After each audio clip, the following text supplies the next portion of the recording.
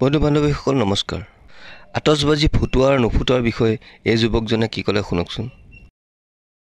নমস্কাৰ। জুবিনদাৰ ন্যায় আৰু মুখ্যমন্ত্ৰী আতচবাজি মানে দিৱালী এই সম্পৰ্কত কালি আমি দেখিলো যে মুখ্যমন্ত্ৰী ডাঙৰীয়াই কৈছে যে যদি দিৱালী নেপাতে দীপাৱলী নেপাতে তেনেহলে এই বৰপেটাত যে আমাৰ আতচবাজি উদ্যোগৰ বহুত থলুৱা খিলঞ্জীয়া মানুহে যে ইয়াৰ আতচবাজি বনায় তেওঁলোকৰ কেনেকে চলিব তেওঁলোকৰ কাৰণে খুব মুখ্যমন্ত্ৰী ডাঙৰীয়াৰ চিন্তা হৈছে। গতিকে আমি আতচবাজি ফুটাব লাগে, ফূৰ্তি কৰিব লাগে দেৱালীত। জুবিন গাৰ্গৰ মৃত্যুটো ডাঙৰ কথা নহয়। আমি তেওঁলোকৰ যি উপাৰ্জন এই উপাৰ্জন নষ্ট কৰিব নালাগে। তেওঁলোককো আমি জীয়াই থাকিবলৈ দিব লাগে। মানি লৈছো মুখ্যমন্ত্ৰী ডাঙৰীয়া আপোনাৰ কাৰণে। সেইকাৰণে মই এটা পৰামৰ্শ নহয় আচলতে আপোনাক এটা অনুৰোধ কৰিব বিচাৰো।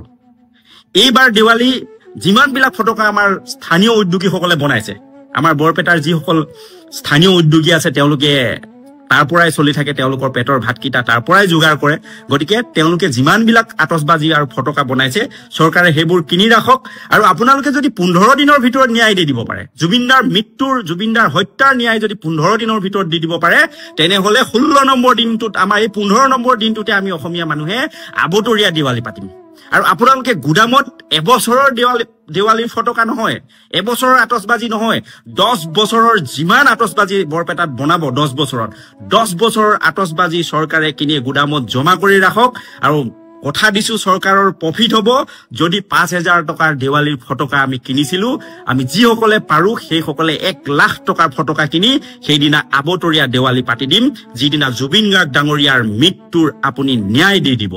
গতিকে আপুনি কৈছে যে জুবিন গাৰ্গৰ মৃত্যু মানে হল, ন্যায় হ'ব বা ন্যায় হৈ গৈছে বুলি কৈছে আপুনি। দুটামান মানুহক জেলত ৰাখি ন্যায় হৈ গৈছে বুলি কৈছে। অসমীয়া মানুহে বহু উত্তৰ আপোনাৰ পৰা বিচাৰি আছে।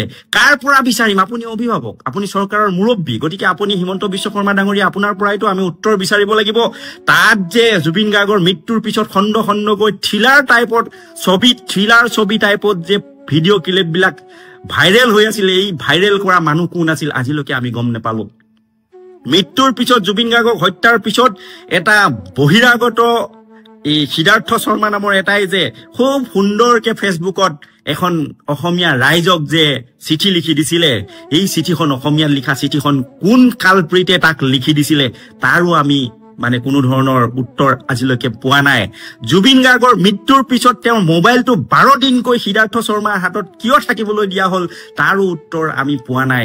তাত এই যে ছিংগাপুৰত ৰাতি কি খাইছিল জুবিনে, কি পাৰ্টি কৰিছিল, তাৰ লগত কোন আছিল তাৰ উত্তৰো আমি আজিলৈকে পোৱা নাই।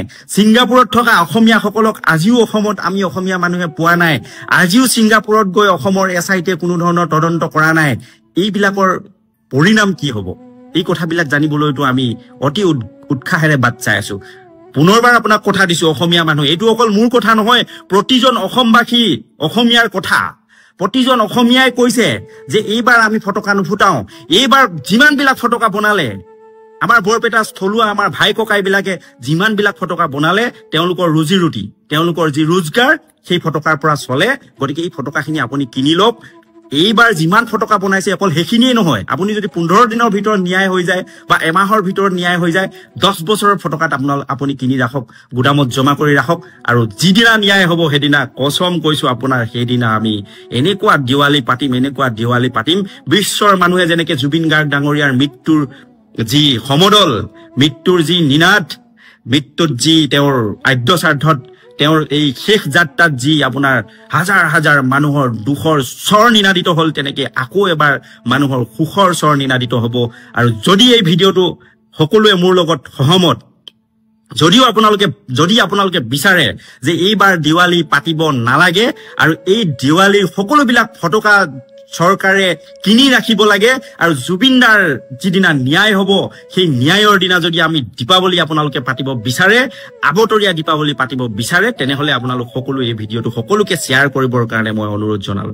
মই সদ্যহতে ভিডিঅ' শ্বেয়াৰ কৰিবৰ কাৰণে আপোনালোকক অনুৰোধ নজনাও, কিন্তু এই ভিডিঅ'টো মই শ্বেয়াৰ কৰিবৰ কাৰণে অনুৰোধ জনাইছো। যদি আপুনি একমত, যদি আপোনালোকে বিচাৰে যে জুবিন দাই ন্যায় পোৱা দিনা আমি আবতৰীয়া দেৱালী পাতিব লাগে, তেনেহলে এই ভিডিঅ'টো শ্বেয়াৰ কৰি দিবৰ কাৰণে অনুৰোধ জনালো।